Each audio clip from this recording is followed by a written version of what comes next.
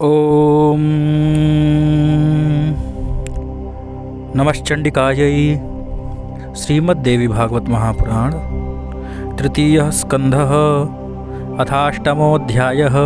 ब्रह्मोवाच सर्गोऽयं कथितस्तात यत्पृष्टोऽहं त्वयाधुना गुणानां रूपसंस्थां वै शीर्ष्वैकाग्रमानसः। ब्रह्मा जी बोले, हे तात, आपने जो मुझसे पूछा था सृष्टि का वर्णन मैंने किया। अब गुणों का स्वरूप कहता हूँ, उसे एकाग्र चित्त होकर सुनिए। सत्व गुण को प्रीति स्वरूप समझना चाहिए। वह प्रीति सुख से उत्पन्न होता है। सरलता, सत्य, शौच, श्रद्धा, क्षमा, धैर्य, कृपा, लज्जा, शांति और संतोष, इन लक्षणों से सदैव निश्चल सत्वगुण की प्रतीति होती है। सत्वगुण का वर्ण श्वेत है। यह सर्वदा धर्म के प्रति प्रीति उत्पन्न करता है। सत श्रद्धा का आविर्भाव करता है और असत श्रद्धा को समाप्त करता है। तत्वदर्शी मुनियों ने 3 प्रकार की श्रद्धा बतलाई है, सात्विकी, राजसी और तीसरी तामसी। रजोगुण रक्त वर्ण का माना गया है। वह आश्चर्य एवं अप्रीति को उत्पन्न करता है। दुख से योग के कारण ही निश्चित रूप से अप्रीति उत्पन्न होती है। जहाँ ईर्ष्या, द्वेष, द्रोह, मत्सर, स्तंभन, उत्कंठा और निद्रा होती है, वह राजसी श्रद्धा रहती है। अभिमान, मद, गर्व, ये सब भी राजसी श्रद्धा से ही उत्पन्न होते हैं। अतः विद्वान मनुष्यों को चाहिए कि वे इन लक्षणों द्वारा राजसी श्रद्धा समझ लें। तमोगुण का वर्ण कृष्ण होता है। यह मोह विषाद उत्पन्न करता है। आलस्य, अज्ञान, निद्रा, दीनता, भय, विवाद, कायरता, कुटिलता, क्रोध, विषमता, अत्यंत नास्तिकता और दूसरों के दोष को देखने का स्वभाव, ये तामसिक श्रद्धा के लक्षण हैं। पंडित जन इन लक्षणों से तामसी श्रद्धा जान लेते हैं। तामसी श्रद्धा से युक्त ये सभी लक्षण पर पीड़ादायक हैं। आत्म कल्याण की इच्छा रखने वाले को अपने निरंतर सत्वगुण का विकास करना चाहिए। सत्वगुण पर नियंत्रण रखना चाहिए तथा तमोगुण का नाश करना चाहिए। ये तीनों गुण एक दूसरे का उत्कर्ष होने की दशा में परस्पर विरोध करते हैं। ये सब एक दूसरे के आश्रित हैं, निराश्रय होकर नहीं रहते। सत्वगुण, रजोगुण तथा तमोगुण में से कोई एक अकेला कभी नहीं रह सकता। ये सभी सदैव मिलकर रहते हैं, इसलिए ये अन्योन्याश्रय संबंध वाले हैं। हे नारद, ध्यान से सुनिए। अब मैं इसके अन्योन्याश्रय संबंध से होने वाले विस्तार का वर्णन करता हूँ, जिसे मानकर मनुष्य भव से छुटकारा प्राप्त कर लेता है। इसमें आपको किसी प्रकार का संदेह नहीं करना चाहिए। सम्यक प्रकार से जानकर ही मैंने यह बात कही है। मैं पहले इसे जाना, तत्पश्चात इसका अनुभव किया और पुनः परिणाम देखकर इसका परिज्ञान प्राप्त किया। हे महामते, मात्र देख लेने, सुन लेने अथवा संस्कार जनित अपने अनुभव से ही किसी भी वस्तु का अथवा किसी भी विषय वस्तु का तत्काल परिज्ञान नहीं हो जाता। जैसे किसी पवित्र तीर्थ के विषय में सुनकर किसी भी व्यक्ति के हृदय में राजसी श्रद्धा उत्पन्न हो गई और वह उस तीर्थ में चला गया। वहाँ पहुंचकर उसने देखा जैसा पहले सुना था। उस तीर्थ में उसने स्नान करके तीर्थ कृत्य किया और राजसी दान भी किया।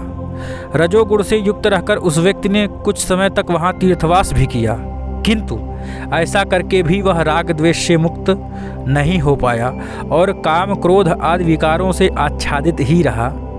पुनः अपने घर लौट आया और वह पूर्व की भांति वैसे ही रहने लगा। उस व्यक्ति ने तीर्थ की महिमा तो सुनी थी, किंतु उसका सम्यक अनुभव नहीं किया। इसी कारण उसे तीर्थ यात्रा का कोई फल प्राप्त नहीं हुआ। उसका सुनना न सुनने के बराबर समझे। हे मुनिश्रेष्ठ, यह आप जान ले कि तीर्थ यात्रा का फल पाप से छुटकारा प्राप्त करना है। वह वैसे ही जैसे संसार में किसी का कृषि का फल उत्पादित अन्न भक्षण है। जो क्रोध, मोह, लोभ, काम, द्वेष, राग, मद, परदोष दर्शन, ईर्ष्या, सहनशीलता का अभाव और अशांति आदि हैं, वे पापमय शरीर के विकार हैं। जब तक ये पाप शरीर से नहीं निकलते तब तक मनुष्य पापी ही रहता है। तीर्थ यात्रा करने पर भी यदि ये पाप देह से नहीं निकल पा रहे हैं तो तीर्थाटन करने का वह परिश्रम उसी प्रकार व्यर्थ है जैसे किसी किसान का। उस किसान ने परिश्रम पूर्वक खेत को खोदा, अत्यंत कठोर भूमि को जोता, उसमें महंगा बीज बोया और अन्य आवश्यक कार्य किए तथा फल प्राप्ति की इच्छा से उसकी रक्षा भी दिन रात जग करके किया, कष्ट सहा, किंतु फल लगने का समय हेमंत काल आने पर वह सो गया, जिससे व्याघ्र आदि अन्य जंतुओं और टिड्डियों ने उस फसल को खा लिया और अंत में वह किसान सर्वथा निराश हो गया। उसी प्रकार हे पुत्र, तीर्थ में किया गया वह श्रम भी कष्टदायक ही सिद्ध होता है, उसका कोई फल नहीं है। हे नारद, शास्त्र के अवलोकन से सत्वगुण समुन्नत होता है तथा बड़ी तेजी से बढ़ता है।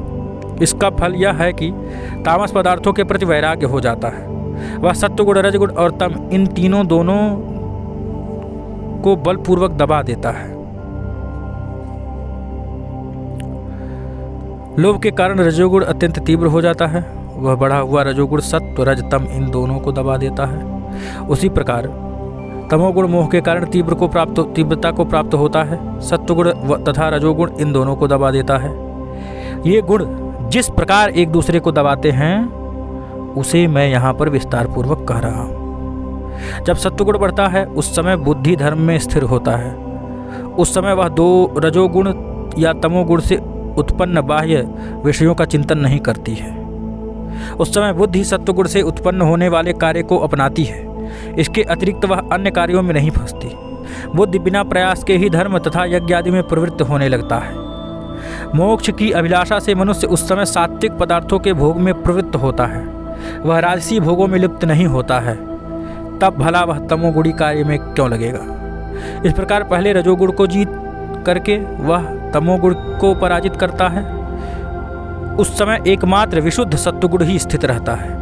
जब मनुष्य के मन में रजोगुण की वृद्धि होती है तब वह सनातन धर्मों का त्याग करके राजसी श्रद्धा के वशीभूत होकर विपरीत धर्माचरण करने लगता है। रजोगुण बढ़ाने से धन की वृद्धि होती है और भोग भी राजसी हो जाता है। उस दशा में सत्व दूर हो जाता है, सत्वगुण, उससे तमोगुण भी दब जाता है। जब तमोगुण की वृद्धि होती है वह उत्कट हो जाती है।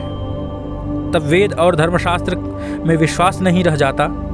उस समय मनुष्य तामसी श्रद्धा करके धन का दुरुपयोग करता है, सबसे द्रोह करने लगता है तथा उसे शांति नहीं मिलती। वह क्रोधी, दुर्बुद्धि तथा दुष्ट मनुष्य तथा सत्व रज गुणों को दबाकर अनेक विध तामसिक विचारों में लीन रहता हुआ मनमाना आचरण करने लग जाता है। किसी भी प्राणी में सत्वगुण, रजोगुण तथा तमोगुण अकेले नहीं रहते, अपितु मिश्रित धर्म वाले ही तीनों गुण एक दूसरे के आश्रयीभूत होकर रहते हैं। हे पुरुष श्रेष्ठ, रजोगुण के बिना सत्वगुण और सत्वगुण के बिना रजोगुण कदापि नहीं रह सकते। इसी प्रकार तमोगुण के बिना ये दोनों गुण नहीं रह सकते। इस प्रकार ये गुण परस्पर स्थित रहते हैं।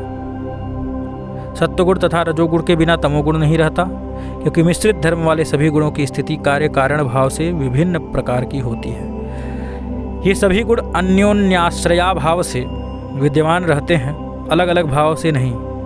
प्रथमधर्मी होने के कारण ये एक दूसरे के उत्पादक भी होते हैं। सत्वगुण कभी रजोगुण को कभी तमोगुण को उत्पन्न करता है। इसी तरह रजोगुण कभी सत्वगुण को कभी तमोगुण को उत्पन्न करता है। इसी प्रकार तमोगुण कभी सत्वगुण को और सत्वगुण कभी रजोगुण को उत्पन्न करता है। ये तीनों गुण आपस में एक दूसरे को उसी प्रकार उत्पन्न कर देते हैं जिस प्रकार मिट्टी का लौंदा घड़े को उत्पन्न कर देता है, मिट्टी से घड़ा बन जाता है। मनुष्यों की बुद्धि में स्थित ये तीनों गुण परस्पर कामनाओं को उसी प्रकार जागृत करते हैं जैसे देवदत्त, विष्णुमित्र और यज्ञदत्त आदि मिलकर काम करते हैं। जिस प्रकार स्त्री और पुरुष आपस में मिथुन भाव को प्राप्त होते हैं, उसी प्रकार ये तीनों गुण परस्पर युग्म भाव को प्राप्त होते हैं। रजोगुण का युग्म भाव होने पर सत्वगुण, सत्वगुण का युग्म भाव होने पर रजोगुण और तमोगुण के युग्म भाव होने से सत्व, रज, तमोगुण ये दोनों उत्पन्न होते हैं, ऐसा कहा गया है। नारद जी बोले कि इस प्रकार पिताजी ने तीनों गुणों के अत्युत्तम स्वरूप का वर्णन किया। इसे सुनने के पश्चात मैं पुनः पितामह ब्रह्मा जी से पूछा, इति श्रीमद्देवी भागवते महापुराणे अष्टादशसहस्रयां संहितायां तृतीयस्कन्धे गुणानां रूपसंस्थानादिवर्णनं नामाष्टमोऽध्यायः। ओम।